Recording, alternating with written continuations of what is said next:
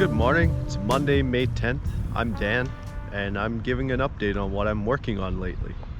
I put up a video recently where I explained how I'm rolling some Vision3 film that I came into, and I'm processing it with ECN2 chemicals. Well, I came into so much of this film that I've decided to embark on a kind of 18-week shooting spree. And I'm going to be shooting 6 rolls a week minimum of this Vision3 film. Right now I've been shooting 800T for the last week, and I'm developing the rolls once per week, and I'll be posting the results as I go. Now, I have so much film, and I'm expanding how often I shoot and how much I shoot, that it's time for me to step it up and create some projects with specific goals in mind. So I'm going to be shooting with the intent to have a book at the end of all of this, with enough material to populate a book. And I'd also like to schedule an exhibition. That's a goal of mine, and I've been talking with artists that I know on how to get that done. So yeah, that's a good objective for me. And finally, I would like to be printing in my darkroom, and I'd like to approach selling prints.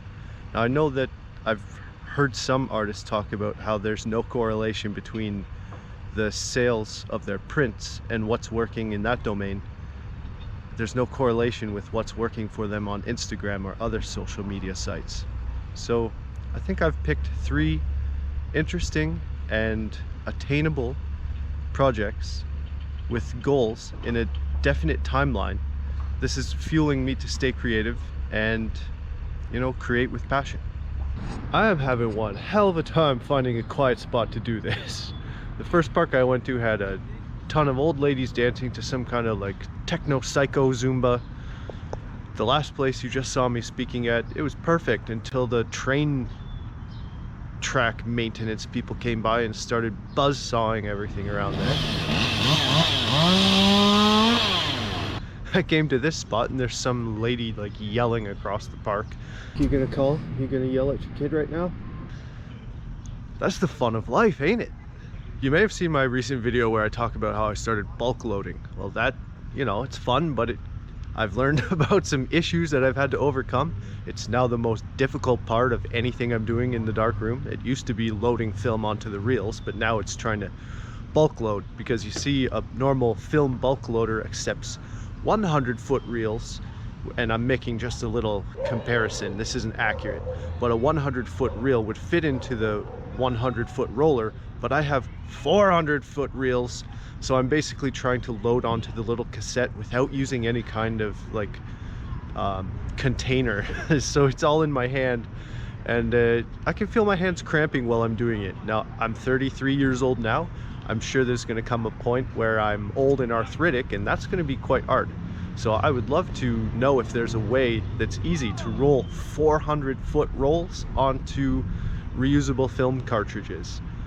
It's something I'm looking into. If you know about it, please, anybody, let me know your experience with rolling motion picture film or really large reels. Another problem that it's been there all along, but I kind of forgot about it since it was winter. It's doing anything inside the changing bag. I tend to get sweaty hands. It can really mess up what you're doing in there, because any humidity makes it a lot harder to get the film onto the reels. Now, I heard that as you get older, your hands sweat less and they're less oily and it becomes less of a concern, but you know, by then you're getting arthritic. So I guess you just deal with it. Try to do it in a cool space. I don't have air conditioning, but considering how often I'm going to be loading, it might be time. I don't know what I can do. Put the camera changing bag into the freezer first. Who knows? On April 7th, I sent a couple cameras, some analog cameras, my Nikon F2 and my Nikon FE, to get CLA'd. I had to send them halfway across the country. They were received on April 14, and you know, it's nearly a month later and I'm still looking for news about where they are. I know they're coming to me, and I know they're being done in good time. I know there are large volumes of work to be handled at camera repair shops, but it's my scanning rig. I have my 55mm micro Nikkor out there, and I'm not scanning the negatives that I'm scanning today with my usual setup. I've been borrowing a friend's X-T4, and each lens... Some dogs want to be part of the video. I'm borrowing a friend's X-T4 setup right now, and I'm using a lens which has a lower macro reproduction ratio, so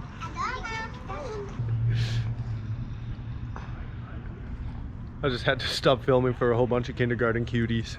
I've been scanning with my friend's X-T4 setup and Tamron lens that he's got. The macro reproduction ratio is something like 1:5, so shooting anything on that lens in its macro state will make it look 5 times as small as it does in real life relative to the frame, whereas my normal setup would show it only half as small as it is.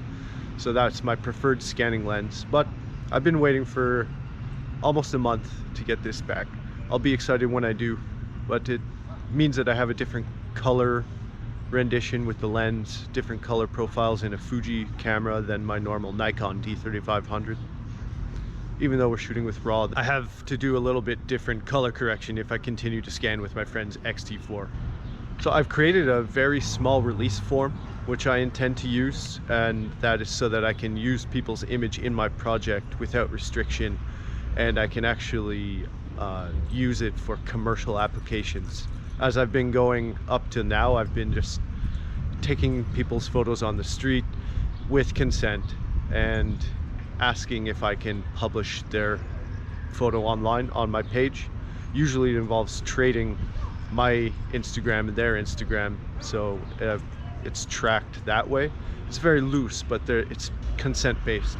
But now I'd like to take it a step further, be allowed to publish their image in a book, use it indefinitely. So I've constructed a very tiny little talent release form, which I find is practical. I can fit it into my bag and easily pull it out and have it signed, give them a copy too. We can sign 2 and be on our way. But I find that's going to be a much safer way, considering how stringent the rights issues are with publishing somebody's image online and their right to privacy here in Quebec. I've got another video coming. It's a roll with Steffie. Steffie is my friend, and she's an artist that I admire, and it was like actively participating in residencies in Montreal. She's very talented, and I'm excited to bring this video to you. It's coming very soon. Here's a little taste. Breaking the whole uniform ground, so to me it's giving some textures. Kind of have this interest in trees lately, but like leafless trees.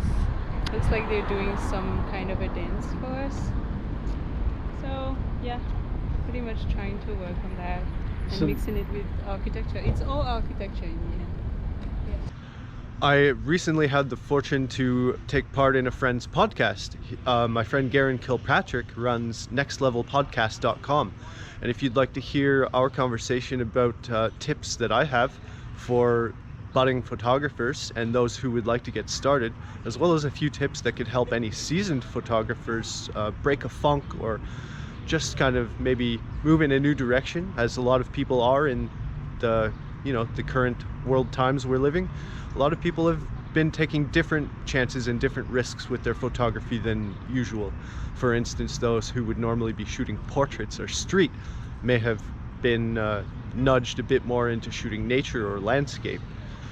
Anyway, I think it's a great podcast, and Garin's always bringing value to you, and he's proposing ways to live our lives in better and stronger ways.